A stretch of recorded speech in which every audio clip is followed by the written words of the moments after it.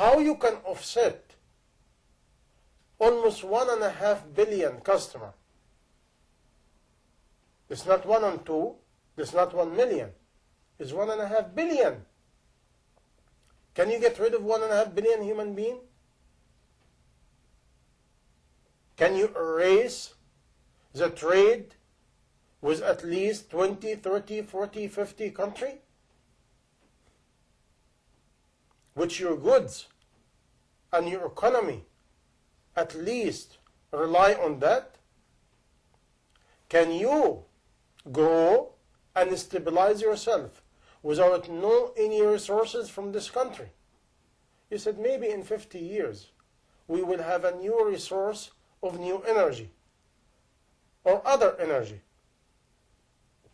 Okay, what about the people living in your country? Can you get rid of 1.5 million or 2 million or 5 million or 10 million? What about the side effect in their own country?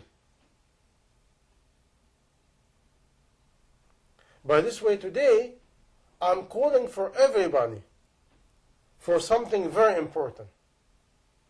To think wisely for the future of mankind. For all of us. Who will gain from all this hate? Who will gain from all this propaganda? And where are we going from here? We have to grow for the benefit of all. We have to grow for the harmony of all. This is the civilization. This is the real legacy you can leave. War is easy. Destroying is easy. Killing is easy. Torture is easy. Building is difficult. Today, I'm calling human beings, all of them, to start quick building bridges between each other and try to go to the common ground of all the goodness of each other. Because any massive hate will not benefit nobody. Today, you have a lot of young generation. They develop hate inside of themselves. They have nowhere to go. You have countries, the economy is completely bankrupt. And you have 40, 50, 60% unemployment. People has no future. What do you think? What these people will do?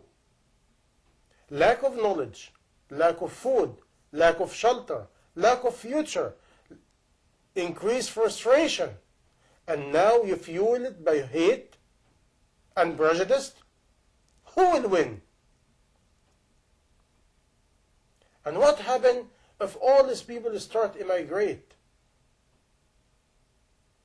And like I tell you before, we have already economy immigration. We already immigrate toward each other. Already done. We like it or we don't, all of us. Our economy rely on all of each other. Producer and consumer.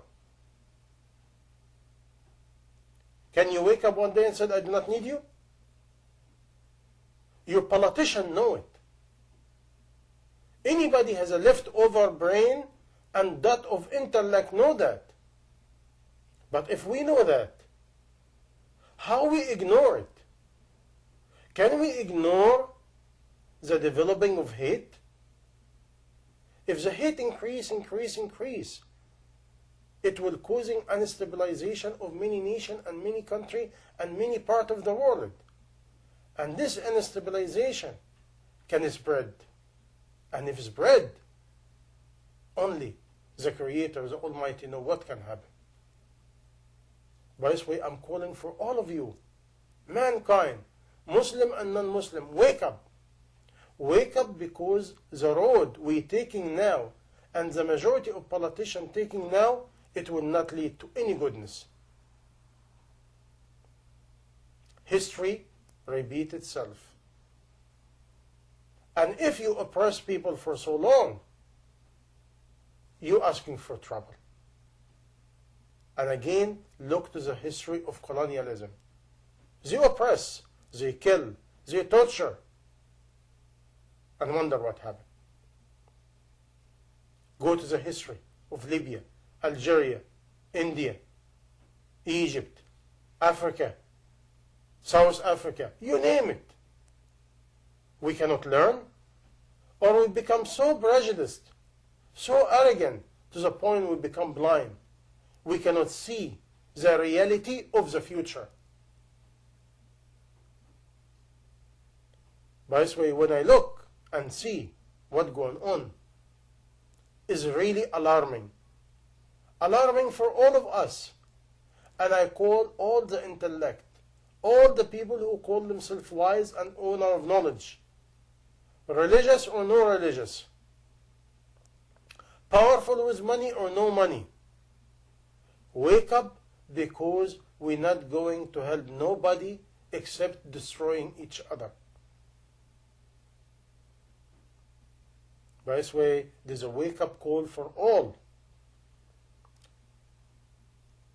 Now, what's the root of all this problem? Let's analyze it one by one. Core of prejudice and where it comes from. What is the core of prejudice and where it's coming from?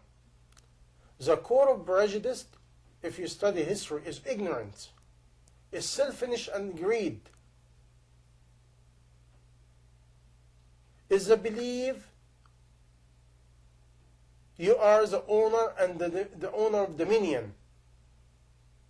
You are the powerful. And again, this is called arrogant, because today all mankind share different resources and different power. By this way, I call mankind, please, let's get to know each other. Instead of hating each other, let's get to know each other. Let's get a little bit of respect for each other. Because today is a notion. Every group of politicians, they want to spread their own ideology. You will never do that. Historical fact. Never. You cannot oppose certain ideology over mankind. And even if you want, this needs wisdom. It needs goodness, not torture, and not a spread of fear,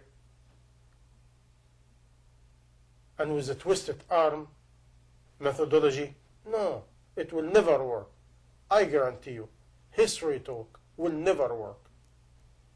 By this way, I call mankind, let's get to know each other, to decrease this amount of prejudice, race and color and nation and territory